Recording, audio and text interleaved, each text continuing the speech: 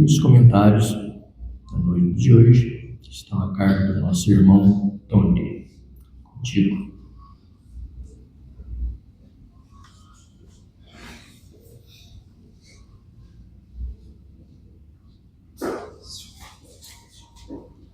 Então, boa noite a todos, queridos irmãos e irmãs, que Jesus possa uma vez mais nos envolver, nos abraçar, e que nós possamos, ao término desse encontro, sairmos daqui melhores, mais conhecedores do Evangelho de Jesus, à luz da doutrina espírita. E mais uma vez, nós estamos dando sequência aqui no nosso livro de estudos, que é o Evangelho segundo o Espiritismo. Estamos no capítulo 16, finalizando o capítulo 16, que não se pode servir a Deus e a Mamon.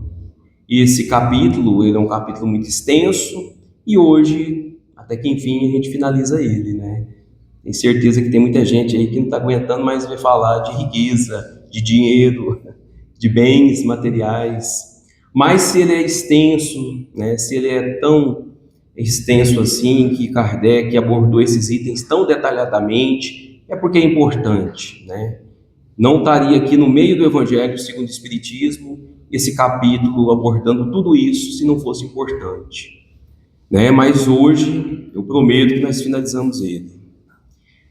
E olha só, então a gente vimos aqui com os outros colegas, com os nossos companheiros, falando sobre o assunto, sobre os bens materiais, sobre a riqueza, Não se pode servir a Deus e a Mamon, que seria o mundo das coisas materiais. Vimos tudo isso, Mas se pudéssemos ter a oportunidade de perguntar a Jesus, o que Jesus fala ao respeito do dinheiro, da riqueza, Se Jesus pudesse nos responder, A gente vê-se no Novo Testamento alguns fragmentos de Jesus abordando o assunto, mas nunca fala diretamente aquilo que a gente quer ouvir.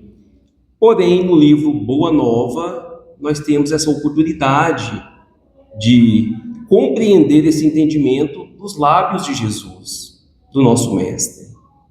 Quem já leu Boa Nova sabe que lá tem um capítulo, o capítulo 23, que Jesus fala sobre isso, esse tema do dinheiro, da riqueza. E olha só o quanto é curioso. Os discípulos do Mestre, que viviam ali com ele, conviviam com ele, não sabiam a respeito do tema até que Jesus esclarecesse eles. Eles conviviam com Jesus já há um certo tempo, há quase 3 anos ali convivendo com Jesus diariamente, e eles não compreendiam bem esse tema. O que dirá de nós, Se estava ali na fonte viva, ali os discípulos, e eles tinham uma confusão danada sobre esse tema. E aqui Humberto de Campos nos traz essa passagem do Boa Nova, que fala exatamente sobre esse assunto. Ele diz assim no Boa Nova, Humberto de Campos, ele descreve que os discípulos viviam em discussão sobre esse assunto. Existia uma polêmica entre eles, fervorosa, sobre esse assunto aqui. Ele diz que a condenação das riquezas se firmara no espírito dos discípulos com profundas raízes, a tal ponto que várias vezes Jesus foi obrigado a intervir de maneira a pôr termo às contendas injustificáveis. Então eles pegavam ali em discussão sobre o assunto, quase igual política hoje, sabe? E Jesus tinha que entrar no meio e falar: calma, não é assim, vamos abafar o assunto. Então, várias vezes Jesus teve que intervir, para acalmar os ânimos. Tadeu falava que ele parecia querer impor aos seguidores do Cristo, aos adeptos do cristianismo nascente, ali da Boa Nova, ele queria impor que todos que seguissem Jesus tinham que entregar os bens para poder ingressar no grupo dos adeptos. Ele colocava isso como uma condição. Tadeu. Filipe falava que ninguém precisava ter mais do que uma camisa para poder seguir Jesus. Era uma obrigação dar tudo aos necessitados. Bastava ter uma camisa para poder seguir Jesus. Mateus levantava a questão, era mais precavido, falava: e quando o pobre nos chega pedindo só na aparência, né? Como constatar que aquele realmente é um necessitado? Pedro já entrava por sua vez dizendo: não, mas nem por isso a gente pode deixar de ajudar, Mateus. Se a gente for olhar tudo isso, a gente não ajuda ninguém. E começavam as discussões. E Filipe mais uma vez dizia que ele continuava achando que era mais difícil um camelo passar no buraco da agulha do que um rico entrar no reino dos céus. E as brigas, as contendas continuavam. Jesus não participava dessas discussões, mas percebia a dúvida que pairava nos corações dos discípulos e aguardava o momento oportuno para o esclarecimento geral. E olha que interessante, por que Jesus aguardava o momento oportuno? Porque ele não entrava ali e já explicava tudo. A oportunidade era através do exemplo, não só de palavras, como Jesus agia, né? Através do exemplo, né? Para ele poder entrar ali e falar, explicar e pronto. Não, ele aguardava um momento oportuno. E esse momento aconteceu, chegou, né? Foi um encontro emblemático com Zaqueu, lá em Jericó. O Paulo, nosso companheiro Paulo, abordou esse tema no começo do mês. Foi a primeira palestra desse mês, o encontro de Jesus com Zaqueu, né, em casa de Zaqueu. Então esse momento foi marcado como um momento que Jesus aproveitou a ocasião para esclarecer geral. Todo mundo conhece essa passagem, né, que Jesus ia passando e várias pessoas estavam aguardando nas vias, né? Eram alguns momentos ali antes da crucificação, bem no momento final, nos momentos finais, que Jesus, né, iria ser crucificado. Ele passava por Jericó pela última vez, e Zaqueu, né, contagiado pelo aquele magnetismo, pela aquela energia, aquele fervor de saber que Jesus passara ali. Ele era muito baixo, da minha altura, mais ou menos, subiu numa árvore para ver Jesus mais de perto, para não perder a oportunidade de ver o mestre passar. E ele sobe na árvore e Jesus chama ele pelo nome quando Jesus vai passar pela árvore e fala: Zaqueu, desce dessa árvore, porque hoje necessito de tua hospitalidade e de tua companhia. Ele convida Zaqueu para descer da árvore e fala: hoje eu preciso me hospedar na tua casa, Zaqueu. E ele, surpreso, porque ele não conhecia Jesus, ele ficou espantado. Ele desce daquela árvore e dá um abraço no mestre, né, contente, cheio de alegria. Mas aí começa o rebuliço novamente dos discípulos, né? Todos estranharam aquela atitude de Jesus com Zaqueu, né? E se dirigiram a caminho da casa de Zaqueu, né? Mas com aquela coisa assim, aquela dúvida, cada um perguntando para si: por quê? Para que isso, né? Filipe, mais uma vez, perguntava para si mesmo: não se tratava de um rico que deveria ser condenado, né? Ele estava caminhando seguindo Jesus, mas com aquele questionamento na mente. Pedro, por sua vez, refletia intimamente: como justificar isto, se Zaqueu é um homem de dinheiro e pecador perante a lei, né? Todos acompanhavam ali Jesus abraçado com Zaqueu, mas com essa dúvida. E lá na casa de Zaqueu, né, aquele diálogo emblemático também que ficou registrado na Bíblia, no Novo Testamento, em que Zaqueu fala que a felicidade dele é tamanha que ele vai desfazer da metade dos seus bens e distribuir aos necessitados. E aquele que ele de alguma forma prejudicou, ele ia devolver quatro vezes o valor que aquela pessoa foi lesada, se essa pessoa se apresentasse. Porque ele estava feliz demais, porque Jesus estava ali na casa dele. Ele viu a oportunidade de recomeçar de uma maneira diferente. Aí ele levanta e vai preparar o jantar, né, tomar algumas providências, e os discípulos aproveitaram, né, começaram a interrogar Jesus. Não aguentaram ficar só pensando, né, e falou, né? Por que tamanha aprovação a um rico mesquinho? As riquezas não eram condenadas pelo Evangelho de Jesus, pelo o evangelho que estava sendo implantado, não era condenado à riqueza. Por que não se hospedar numa casa humilde, e sim naquela vivenda suntuosa, que era um palacete que Zaqueu morava, né? Isso não estava em contradição com os ensinos de humildade, né? Eles perguntavam a Jesus: poderia alguém servir a Deus e ao mundo? O outro perguntou. Aí sai esse capítulo aqui, o título do capítulo 16. Não se pode servir a Deus e a Mamon. Essa pergunta foi feita a Jesus dentro da casa de Zaqueu.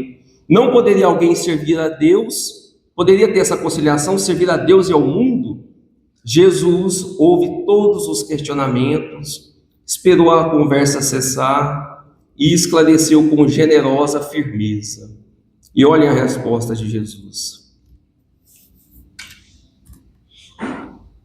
Amigos, acreditais porventura que o Evangelho tenha vindo ao mundo para transformar todos os homens em miseráveis mendigos?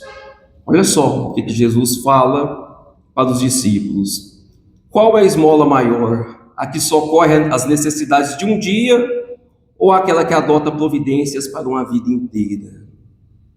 Olha só o que Jesus fala para os discípulos, meus irmãos. Aqui, Jesus desmonta o entendimento equivocado que os discípulos tinham e muitos de nós com relação ao dinheiro, à riqueza, né? No pensamento deles era pecado ter posses. Aqui Jesus desmonta. Então, para ser salvo, não precisa ter só uma camisa, né? Não necessita dividir todos os bens com os necessitados. Olha o paradigma que foi quebrado ali. Qual é a esmola maior, Jesus pergunta? Aquela que dá um prato de comida, só que não garante o alimento do outro dia? Aquele que pede no outro dia vai ter que pedir de novo? Ou aquele que adota providências para uma vida inteira? Por que Jesus falou isso? Porque Zaqueu, ele empregava um monte de pessoas, ele tinha muitos servos, e ele tratava os servos como alguém da família, né? Ele adotava essas providências para a vida inteira. Os seus servos, os seus funcionários se sentiam honrados pelo trabalho. Olha só. Então, meus irmãos, nós temos que ter muita cautela com relação a essa questão aí da caridade material. Aqui é a primeira reflexão da nossa noite, né? Tem muitas pessoas com aquela questão aí da máxima do espiritismo, fora da caridade não há salvação, levando muito ao pé da letra, né? Acha que ajudar com a caridade material é o suficiente. Não, né? Esses dias eu tive a oportunidade de conversar com uma pessoa, ela é evangélica, ela chegou na nossa cidade recente, não conhece ninguém, e foi conversar comigo, né, perguntando as coisas. Eu resolvi sondar ela, né, pensei, talvez ela é espírita, eu posso convidar ela para ir no centro, né, e eu fui lá sondar ela, perguntei, e aí, qual religião que você é, tal, você frequenta alguma coisa? Não, eu sou evangélica. Eu, vixe, agora como é que eu vou falar que eu sou espírita? Pensei, né? E você, o que você é? Não, eu sou espírita, eu frequento a doutrina espírita. Ela falou assim, eu tenho vários amigos espíritas também, eu vim de São Paulo, capital, mas o espiritismo, ela foi muito franca. Os espíritas que eu conheço barganham com Deus. Eu falei, por quê? Porque eu já vi espírita dizer assim que hoje eu tenho que fazer isso, aquilo, porque eu preciso ser salvo na vida espiritual, eu preciso ter mérito, merecimento, né? E eu parei para pensar assim, meu Deus, será que nós somos assim? Será que eu sou assim, né? A gente se arrastar para fazer a caridade por obrigação, pensando que a gente vai ter alguma coisa lá na frente. Então a gente tem que ter muito cuidado com essa caridade mecânica, essa caridade que joga uma moeda a um necessitado e a gente pensa que está tudo bem. Zaqueu não, ele vinculava o seu coração com o coração daqueles necessitados. Ele abraçava como família. Então, só um adendo aí sobre essa questão da caridade. Porque a gente fala muito, né? Fora da caridade não há salvação. Mas que salvação é essa, meus irmãos? Evolução. Não é garantia de paraíso. Nós espíritas sabemos que isso existe. A salvação que Kardec fala é a nossa evolução espiritual. É isso, simples. É aproveitamento espiritual. A salvação é a gente passar por essa vida e aproveitar ela. Isso é salvar-se. Então, meus irmãos, o problema não é o dinheiro. Jesus já desmonta isso aqui de cara, né? O problema é, então, o apego, o mau uso do dinheiro. Eis o problema. O dinheiro, muitas vezes, ele é solução. Ele é solução quando ele é bem utilizado. É o apego aos bens materiais que começa o problema. Por isso que Jesus diz, no mundo, no Boa Nova ainda, no mundo vivem os que entesouram na terra e os que entesouram no céu. Aqueles que buscam entesourar na terra, né, estão dando mais valor aos bens materiais do que na vida futura. Esse é o entendimento. E Jesus ainda diz na Bíblia, no Evangelho de Mateus, capítulo 6, versículo 21, onde estiver o vosso coração, onde estiver o vosso tesouro, aí estará também o vosso coração. Muitas vezes nós estamos vinculando os nossos corações aos bens materiais, a carro, a casa, isso que é errado, né? Dá mais valor a essas coisas do que às coisas morais, os amigos, familiares, as pessoas. E no item 14, então, começamos a ver esse assunto, né, do desprendimento dos bens terrenos, onde o espírito Lacordaire e São Luís vai falar sobre isso. Inicialmente, Lacordaire ele fala: vosso amor aos bens terrenos é um dos mais fortes entraves ao vosso adiantamento moral e espiritual. Ele já inicia dizendo que esse apego é o maior obstáculo da nossa evolução espiritual. Por esse apego à posse, suprimis as vossas faculdades afetivas, em a transportando todas sobre as coisas materiais. Aquilo que eu acabei de comentar, né? A gente dá mais valor aos bens materiais do que às pessoas. Eis o problema do dinheiro, do apego, né? Será que nós somos apegados a tal ponto de sermos assim, meus irmãos? De suprimir essas faculdades afetivas? Imagine alguém trabalhando incansavelmente para melhorar de vida, né? Para proporcionar uma vida melhor para a sua família, os filhos. Nada de errado tem nisso até então, né? O problema começa quando toda energia afetiva, todo entusiasmo, toda alegria, todo o senso até do valor pessoal da pessoa depende das posses. Se não tem as coisas materiais, não tem tempo para mais nada, já fica irritado. Se as coisas não vão bem, se os negócios não vão bem, a pessoa vira uma fera. Ela depende das coisas estar ali encaixadas para poder ter lazer com a família, tempo para os filhos. É isso que é o problema, ele vai nos dizer. E ele continua: compreendo que o homem que, por um trabalho assíduo e honrado, ganhou uma fortuna, ganhou muito dinheiro, experimente uma satisfação, de resto justa. Ele falou: ó, bacana, justo. Mas dessa satisfação muito natural que Deus aprova, há um apego que absorve todos os outros sentimentos e paralisa os impulsos do coração. É justamente o que ele comentou anteriormente, né? O problema não está nos bens materiais, no dinheiro, mas sim esse apego, né? Esse apego é que vai neutralizar tudo, né? Tudo. Nesse ponto, o coração se fecha, a pessoa não tem tempo para ouvir um amigo, um familiar, né? Como eu disse, não tem paciência, não senta, não tem disposição, chega em casa cansado, só quer dormir, né? Porque o dia foi exaustivo, né? A pessoa acredita que construindo a vida financeira, né, está construindo algo, mas na verdade ela só está enchendo as mãos e esvaziando o espírito, meus irmãos. E ele continua, aqui ele pega pesado, ó. Sede sinceros, a riqueza, o dinheiro dá felicidade sem mácula, o dinheiro dá felicidade sem culpa, meus irmãos. Será? Quando os vossos cofres estão cheios, não há sempre um vazio no coração? Ai, ai. O apego desses bens tem seu preço, meus irmãos. Não só no pós-morte, conforme nós veremos aqui ainda, mas também nessa vida, né? Inquietação, crise de ansiedade, insônia, vazio existencial, né? Culpa, né?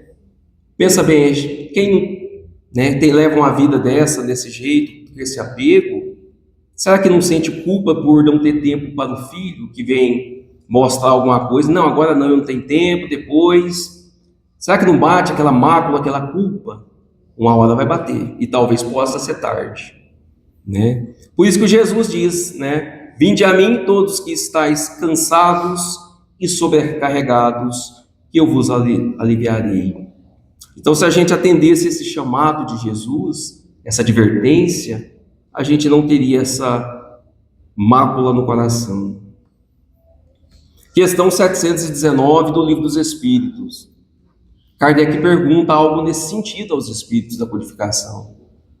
Merece censura o homem que, por procurar o bem-estar, olha só, Kardec pergunta isso, né?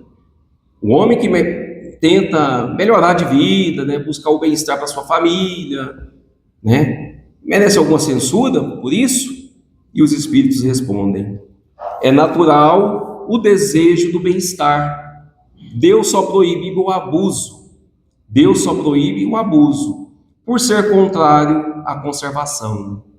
Ele não condena a procura do bem-estar, desde que não seja conseguida à custa de outrem e não venha a diminuir-vos, olha só, nem nas forças físicas, nem nas forças morais. Ou seja, equilíbrio, né? Desde que não diminua nas forças físicas e morais. Mais uma vez, o problema não é o dinheiro, mas é o mau uso do dinheiro, o apego. Isso é coerente demais, meus irmãos, essa resposta aqui. Por que é coerente? É doutrina espírita. Se não for coerente, não é espiritismo. Por que é coerente? Porque está em conformidade com a lei do progresso, lei do trabalho e lei de conservação, né? É normal a gente querer proporcionar aos nossos filhos bem-estar, uma casa mais confortável, né? O nosso ninho ali de amor, de afetividade, é normal. Isso está dentro, essa questão, dentro da lei de conservação, né? A gente carrega esse instinto. O que não pode é ultrapassar esse limite aí, né? De dar mais valor aos bens do que aos familiares.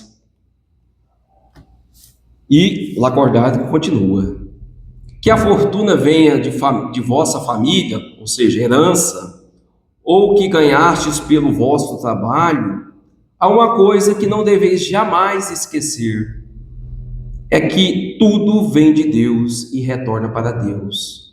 Tudo vem de Deus e retorna para Deus. E aqui ele toca num ponto interessante, que São Luís vai fazer uma colocação, que Kardec pergunta: uai, né, se o homem não é dono, tudo é de Deus, né? Então, eu vou ler esse próximo parágrafo para ficar melhor. Ele fala: nada vos pertence sobre a terra, continuando esse raciocínio, né? Nem mesmo o vosso pobre corpo. A morte dele vos despoja, como de todos os bens materiais. Sois depositários e não proprietários. Disso não vos enganeis. É aqui que eu queria chegar. Que nós somos depositários, não proprietários das coisas do mundo. Nem o nosso corpo nos pertence, né? Ele vai ficar para trás. E São Luís faz uma pergunta interessante: se nós não somos proprietários, é lícito a gente transmitir os bens, herança?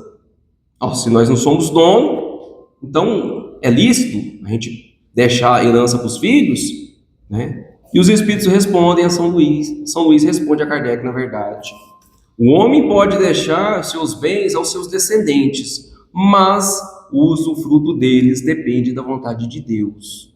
Quantas fortunas nós já vimos aí roer, herdeiros, acabar com tudo, né? Então, Deus pode, né, não permitir que aquela fortuna prospere, que ela seja interrompida, né? Porque talvez é o pai que teve aquela missão da riqueza, da prosperidade, mas não cabe ao filho passar por ela.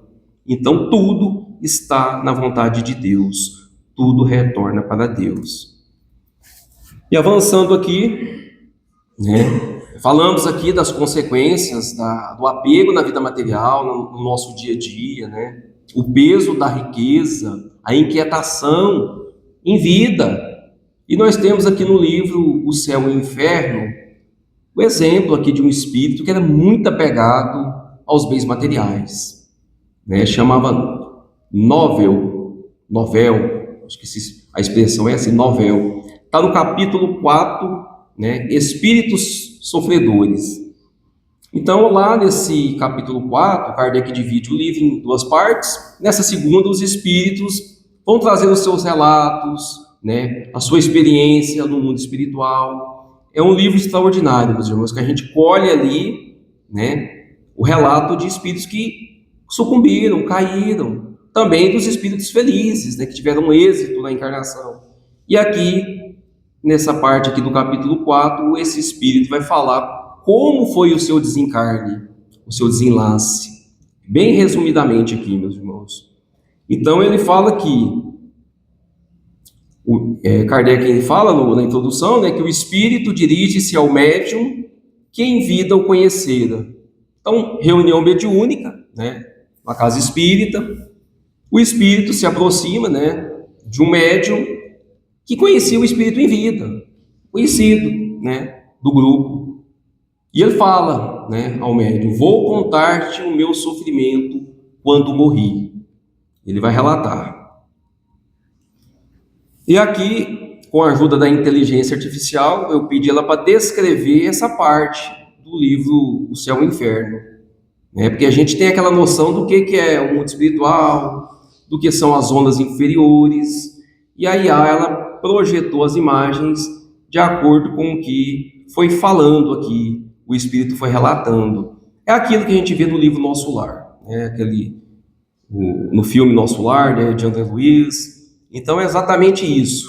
Ele começa dizendo: meu espírito, preso ao corpo por elos materiais, teve grande dificuldade em desembaraçar-se, o que já foi por si uma rude angústia. Ele fala que ficou ali embaraçado na matéria, no corpo, preso ao corpo, como correntes presas que prendiam ele ao corpo. Não sabe relatar o quanto ele demorou para se desprender, quebrar essas correntes fluídicas que ligavam ele ao corpo, porque ele era muito apegado aos bens materiais, à matéria. E ele diz: a vida que eu deixava aos 21 anos era ainda tão vigorosa que eu não podia crer na sua perda. Por isso procurava o corpo, estava admirado, apavorado, por me ver perdido num turbilhões de sombras. Ele descreve que ele teve dificuldade de se desprender do corpo, porque essas amarras, essas correntes fluídicas, né, estavam ali prendendo ele ao corpo. E depois que ele se desprendeu do corpo, depois de muito tempo, ele procurava o corpo dele em espírito, porque ele sentia aquela atração como se fosse o imã, né? Ele era tão preso às coisas materiais que ele se sentia atraído pelo corpo, e ele ficou muito tempo procurando o corpo no mundo espiritual. Olha só a sensação dele. E ele diz: por fim, a consciência do meu estado e a revelação das faltas cometidas em todas as minhas encarnações feriram-me subitaneamente, enquanto uma luz implacável me iluminava os mais secretos âmagos da alma, que se sentia desnudada e logo possuída de vergonha acabrunhante. Procurava fugir a essa influência, interessando-me pelos objetos que me cercavam, novos, mas que, no entanto, já conhecia. Os espíritos luminosos, flutuando no éter, davam-me a ideia de uma aventura a que eu não podia aspirar.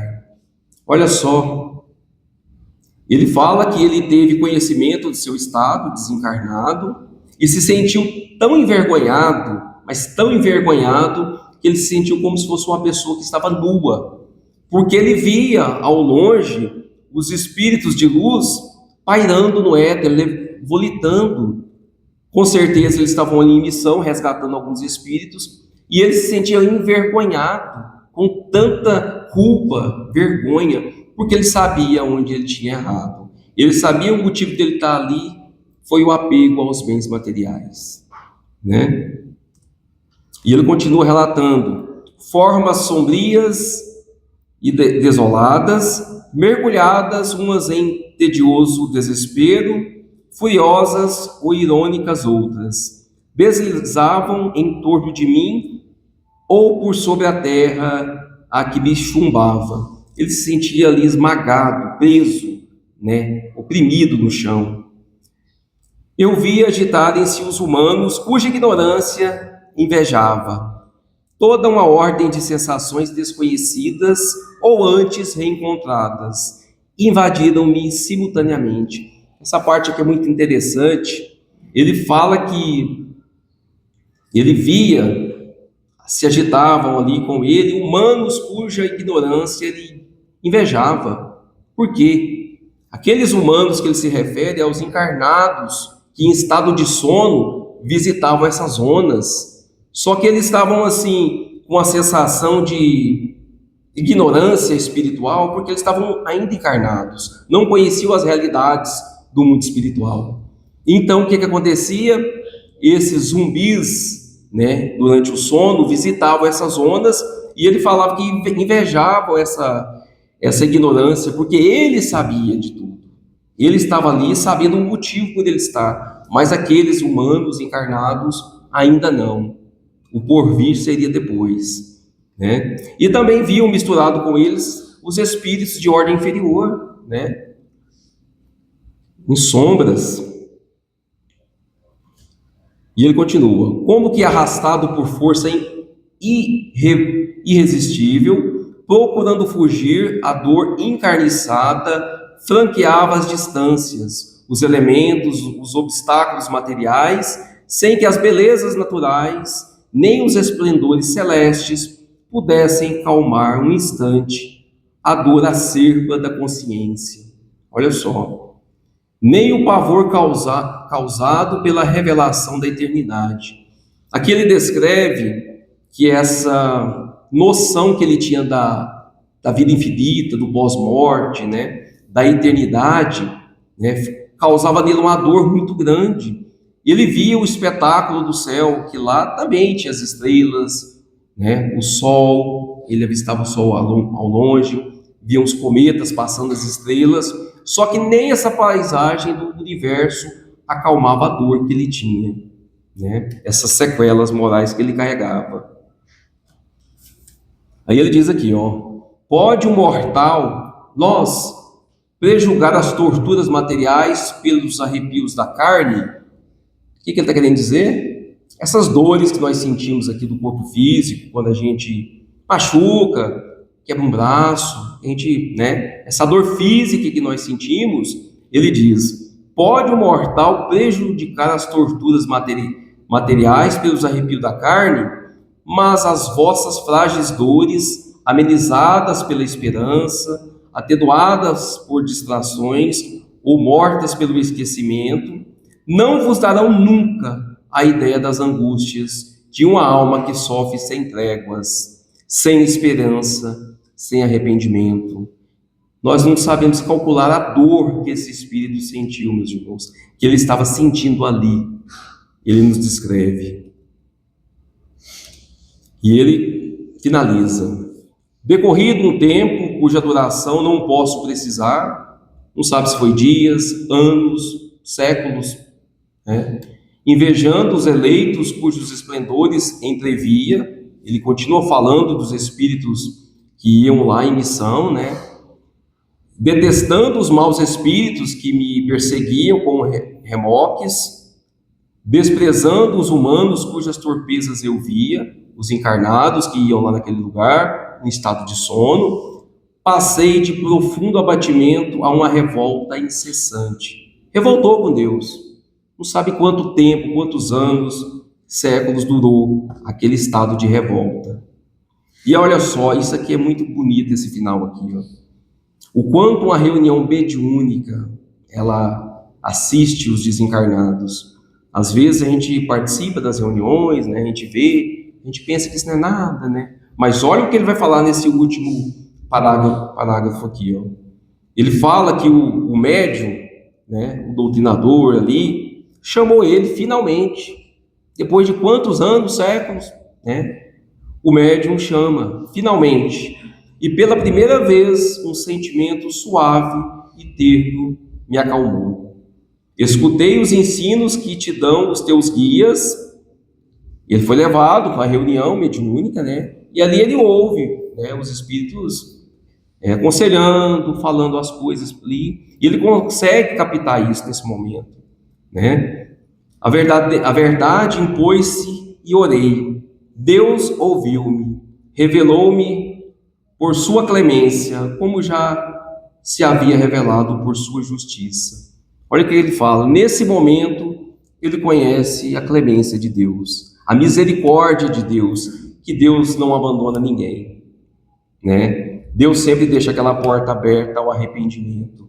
Então, no momento certo, onde ele estava apto a ouvir, ele foi levado para a casa espírita e ali ele ouviu os conselhos dos médiuns, dos guias espirituais, né, dos espíritos amigos que estavam ali, e fala que conheceu a clemência naquele momento, a misericórdia, porque a justiça ele já conhecera no umbral. Olha só, isso é forte. Ele tinha consciência que Deus foi justo, né? Que ele foi para o umbral, não foi por culpa de Deus, por de ninguém, foi pelo apego aos bens materiais. Ai, ai, e agora? E a grande pergunta, né? Como sermos desprendidos dos bens terrenos, né? Aí alguém vai falar fácil, não ter nada ou quase nada. Tem aquela cabeça que Filipe, né, o discípulo de Jesus, né, tinha. Basta ter uma camisa, um sapato, uma casinha humilde, um carrinho humilde. Então é fácil. Não se comprometer demais, né? E aqui é um ponto importante, meus irmãos. O desprendimento não tem nada a ver com número, com quantidade. Tanto faz ter uma camisa como 1000 camisas. Morar numa casa humilde ou numa casa luxuosa. Ter um carro de luxo ou uma bicicleta. Tanto faz. Tem pessoas que têm uma bicicleta e são mais apegadas do que aquele que tem um avião. Então, o apego não está ligado a valores, quantidades e sentimento. Sim, sentimento. Então, a solução seria abdicar. Então, se eu receber uma herança, se eu pegar um patrimônio, eu vou abdicar disso. Eu vou viver aí, né, sem nenhum recurso, talvez vivendo de caridade, né, como um pedinte. E olha o que ele fala. Abdicar, né? O Senhor não ordena abdicar do que se possui, para se reduzir a uma mendicância, uma mendicidade voluntária e tornar-se uma carga à sociedade. Agir assim seria compreender mal o desapego dos bens terrenos. Olha que ele fala, é um egoísmo de outro gênio, porque é querer se isentar da responsabilidade. Olha só, meus irmãos, o que é isso? Então, abdicar, ter uma vida ali de, né, mendicância ali voluntária, né, de, né, se submeter a pedir, viver de caridade. Isso é egoísmo, você está sendo vai ser fardo para a sociedade. Interessante. Então, o meio de se desprender dos bens materiais seria esbanjar, pegar tudo que tem e torrar. E isso seria desprendimento dos bens materiais. Olha que interessante o que ele fala. Esbanjar o dinheiro não é desapego aos bens terrenos, mas negligência e indiferença. O homem depositário desses bens não tem mais o direito de dilapidar ou de os confiscar em seu proveito. A prodigalidade não é generosidade, mas frequentemente uma forma de egoísmo. Aquele que atira o ouro a mancheias para satisfazer a fantasia, não daria uma moeda para prestar um serviço. O que ele está querendo dizer? Quem esbanja, está esbanjando consigo ou com o outro? Consigo. Então é uma forma de apego, né? Quem gosta de viajar, comprar roupas caras, enfim, esbanjar dinheiro, ter uma vida, né, de riqueza esbanjando, está gastando consigo mesmo. Isso não é desapego, isso é uma forma de egoísmo. Então, meus irmãos, caminhando aqui já para o encerramento, né? O desapego aos bens terrenos consiste em apreciá-los pelo seu justo valor, em saber servir-se deles em benefício dos outros, e não apenas em benefício próprio, em não sacrificar por eles, pelos bens materiais, os interesses da vida futura. Então, assim, desapegar é não usar esses bens somente para si, né, de forma egoística. É proporcionar, quando puder, né, o bem aos outros, não daquele modo automático de atirar uma moeda ao pedinte, mas assim como Zaqueu, que nós vimos no início, né? Olha só, fazendo um teste aqui de apego, materialmente falando, se hoje nós perdêssemos o que tem mais valor para nós, né? Se a gente pensa na coisa que a gente mais gosta, carro, sua casa, né? Vamos pensar, se a gente perdesse aquilo, se a gente fosse obrigado a voltar lá no começo, né? Se a gente mora numa casa boa hoje, vamos pensar se a gente perdesse essa casa, perdesse o nosso emprego, perdesse o que for, né, materialmente falando. Isso também tiraria a nossa paz? Perderíamos a nossa paz perdendo esses bens, né? Tem muita gente, meus irmãos, que perdem a vida, cometem suicídio por conta de não suportar a perda desses bens. E aqui o alerta é para isso, meus irmãos, para a gente se desprender desses bens em vida, né? E ele diz: ponderai, sobretudo, que há bens infinitamente mais preciosos do que os bens da terra, e essa ideia vos ajudará a desprender-vos dos últimos. O pouco apreço que se liga a uma coisa faz que menos sensível seja a sua perda. Se a gente idolatrar muitos bens materiais, se a gente for muito apegado, é claro que se a gente tomar um prejuízo, se a gente, né, quebrar de alguma forma, perder esses bens, é claro que isso aí vai nos tirar o chão. Então ele diz, tem que lembrar que tem bens muito mais valorosos do que os terrenos. E se um dia você perder esses bens, tudo bem, é só dinheiro, é só posse, né? E a gente pensa num exemplo muito forte, assim, em relação a esse slide aqui, a essa colocação dele, né? Muitas pessoas conseguem entender isso que ele está dizendo quando passam por uma situação extrema, como quando tomam um sacode da vida. Vamos imaginar aí uma pessoa que sofre um acidente de carro, um acidente muito, né, grave, né, e sai ilesa. Vamos pensar nisso. A pessoa capota o carro ali e sai ali sem nenhum arranhão. A pessoa sai dentro do carro, ela olha para o carro e fala: nossa, graças a Deus, estou vivo. Perdi o carro, somente bem material. Nesse momento a pessoa ela cai em si, ela consegue ver isso que ele está falando, né? Ela olha para o carro e fala: não, o carro não trabalha contra o outro. Graças a Deus eu estou vivo, vou voltar para casa, para os meus filhos. Nesse momento a gente consegue perceber isso que ele está falando. Dá mais valor à vida do que aos bens materiais. Mas passa um tempo e a gente começa de novo, de novo e de novo. E finalizando, meus irmãos, Jesus dentro da casa de Zaqueu, sentado ali, ladeado pelos discípulos, Zaqueu ali com ele, né, em êxtase de alegria, ele diz, Jesus: bem-aventurados os que consagrarem suas possibilidades aos movimentos da vida, cientes que o mundo é um grande necessitado e que sabem assim servir a Deus com as riquezas que lhes foram confiadas. Jesus ali naquele momento ali, ele fala essas palavras e conta, muita gente não sabe, mas foi dentro da casa de Zaqueu que Jesus contou a parábola dos talentos, nesse momento ali, ó, nessa oportunidade, né? E olha para Zaqueu e ainda diz: bem-aventurado seja tu, servo bom e fiel. E Humberto de Campos finaliza esse capítulo do Boa Nova com essas palavras. Então, meus irmãos, que nós possamos ser como Zaqueu, descer da árvore, aceitar o convite de Jesus, descer e ir ao encontro daquelas pessoas, vinculando os nossos corações. Não é só dar uma esmola para alguém que pede, não. É pegar as nossas possibilidades e colocar para o movimento da vida. Uma pessoa que tem recurso, que emprega funcionários, uma empresa, ela está dando sentido ao movimento da vida, né? Então, as possibilidades, o dinheiro, às vezes, ele é solução, não é o problema. E que nós possamos acordar enquanto é tempo, meus irmãos.